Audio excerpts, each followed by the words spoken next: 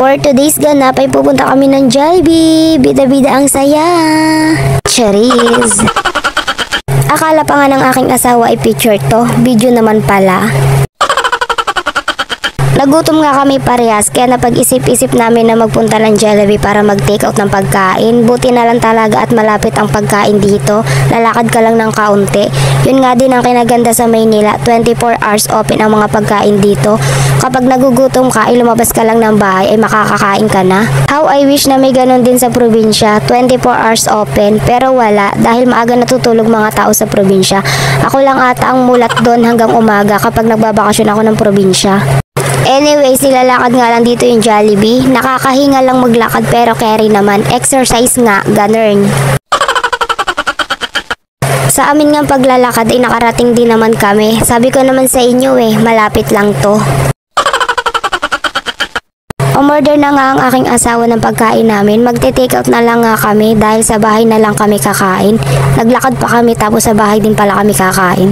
Eme! Bakit ba? Gusto namin Charis! Kesa nga magpa-deliver pa kami, sayang din yung shipping fee, pandagdag din namin sa pambibili namin ng pagkain.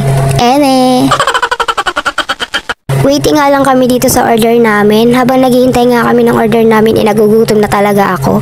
Abay, maghapon akong di kumain para dito. Charis! Lumipat nga kami ng upuan dahil sa kabilang inupuan nga namin ay may nag-share sa amin ng upuan. Akala pa nga namin ay take out din ang order nila kaya nakishare sila sa amin habang naghihintay. Tapos maya-maya nga nung dumating na yung order nila, dine-in pala.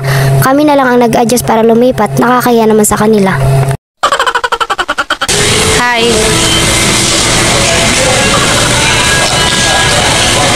Hindi naman to video.